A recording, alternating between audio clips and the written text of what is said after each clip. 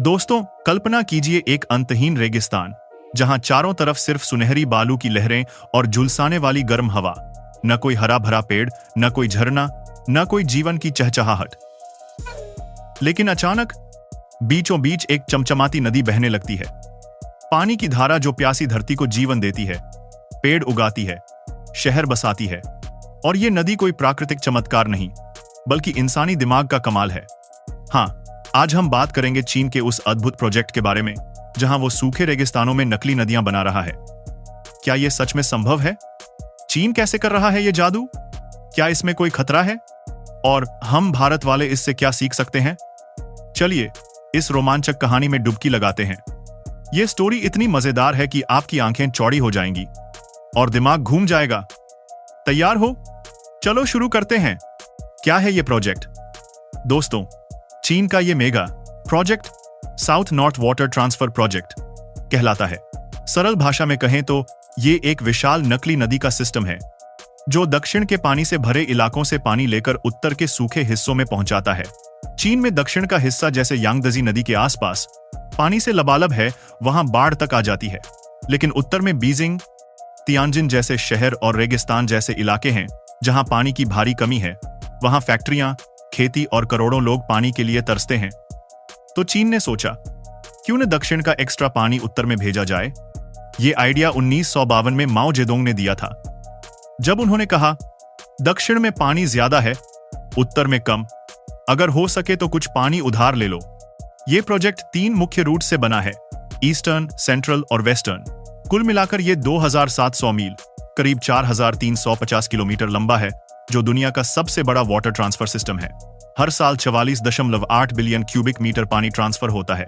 सोचिए, यह इतना पानी है कि पूरे भारत की सालाना पानी की जरूरत से 2 गुना। 2024 तक इस प्रोजेक्ट ने 76.7 बिलियन क्यूबिक मीटर पानी पहुंचाया है, जो 185 मिलियन लोगों को फायदा दे रहा है। ईस्टर्न रूट यांगदजी से पानी लेकर शैंडोंग और हेबेई तक जाता है। सेंट्रल रूट हान नदी से बीजिंग तक। और वेस्टर्न रूट, जो अभी प्लानिंग में है, हिमालय की नदियों से पानी लाएगा। यह प्रोजेक्ट न सिर्फ पानी देता है, बल्कि ग्राउंड वाटर को रिचार्ज करता है और सूखे को रोकता है। लेकिन क्या यह इतना आसान था? बिल्कुल नहीं। चलिए देखते हैं कैसे बनाया जा रहा है। यह कोई छोटा मोटा काम नहीं दोस्तों, यह दुनिया का सबसे महंगा इंफ्रास्ट्रक्चर प्रोजेक्ट है, जिसकी लागत 500 बिलियन युआन, करीब $70 बिलियन से ज्यादा हो चुकी है। निर्माण 2002 में शुरू हुआ और 2014 में ईस्टर्न और सेंट्रल रूट्स के हिस्से चलने लगे। लाखों मजदूरों ने दिन रात मेहनत की। सोचिए, 3,30,000 लोगों को उनके घरों से हटाकर नए जगह बसाया गया।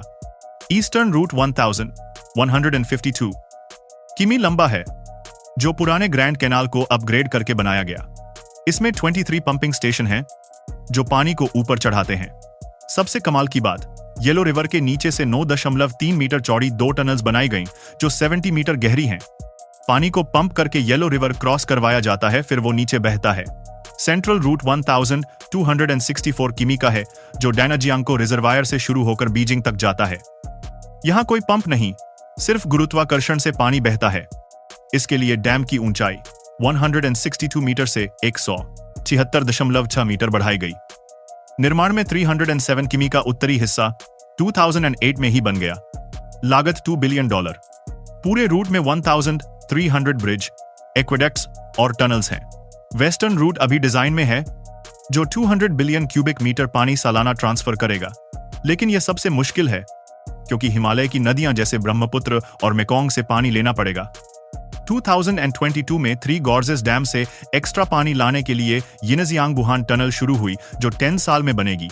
कुल मिलाकर यह प्रोजेक्ट इंजीनियरिंग का चमत्कार है, जैसे कोई विशालकाय पाइपलाइन जो नदियों को जोड़ती है।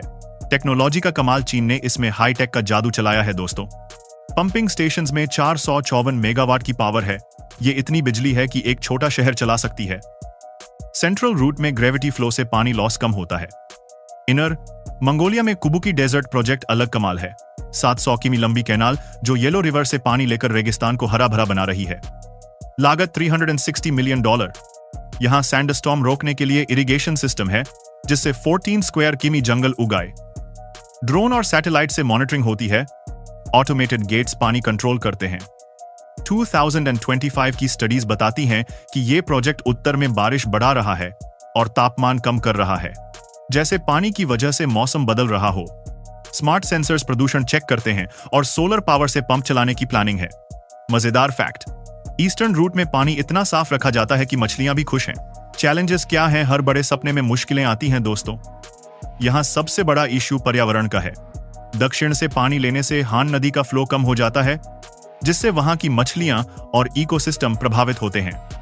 ईस्टर्न रूट में यांगदजी का पानी गंदा होने से 2013 में हजारों मछलियां मर गईं। प्रदूषण का खतरा हमेशा रहता है। लोगों को उजाड़ना पड़ा। कुछ ने शिकायत की कि जबरदस्ती किया गया। क्लाइमेट चेंज से सूखा बढ़ रहा है तो पानी की उपलब्धता कम हो सकती है। ओपन कैनाल से पानी उड़ जाता है, जो लॉस है। राजनीतिक टेंशन्स भी हैं। सेंट्रल गवर्नमेंट और लोकल एरिया में झगड़े, लेकिन चीन ने सॉल्यूशन निकाले। वाटर ट्रीटमेंट प्लांट्स लगाए और थ्री गॉर्जेस से एक्स्ट्रा पानी की टनल बना रहा है।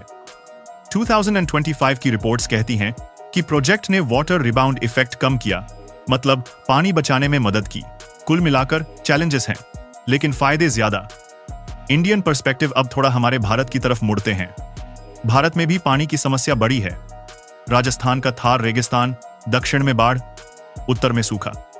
हमारा national river linking project NRLP कुछ वैसा ही है, जो 30 से ज्यादा नदियों को जोड़कर गंगा का पानी दक्षिण और पश्चिम में भेजेगा। ये प्रोजेक्ट 45 बिलियन क्यूबिक मीटर पानी ट्रांसफर करेगा, जो चीन के बराबर है। लेकिन चीन से हम सीख सकते हैं। उनका स्पीड कमाल का है, 10 साल में रूट्स बना लिए। भारत में प्रोजेक्ट्स देरी से चलते हैं, पर्यावरण और राजनीति की वजह से।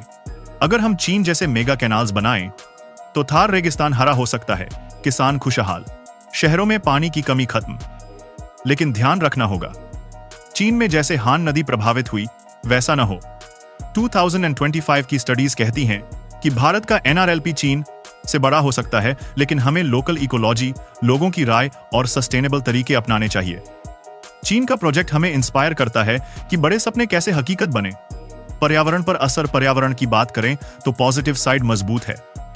उत्तर चीन में पानी की क्वालिटी बेहतर हुई, ग्राउंड वाटर लेवल ऊपर आया, रेगिस्तान रुक गया। कुबुकी डेजर्ट का 1/3 हिस्सा अब हरा है, झीलें बनी, रीड्स और पेड़ उगाए।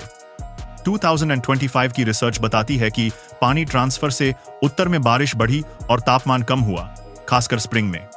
डोंगपिंग लेक जैसी जगहों पर पानी साफ हो गया, लेकिन नेगेटिव भी हैं। दक्षिण में रिवर फ्लो कम, इवेपोरेशन से लॉस और क्लाइमेट चेंज से चैलेंज। चीन अब सस्टेनेबल तरीके अपना रहा है, जैसे वाटर ट्रीटमेंट और मॉनिटरिंग। कुल मिलाकर यह दिखाता है कि इंसान प्रकृति को कंट्रोल कर सकता है, लेकिन स्मार्टली, नहीं तो बैकफायर हो सकता है।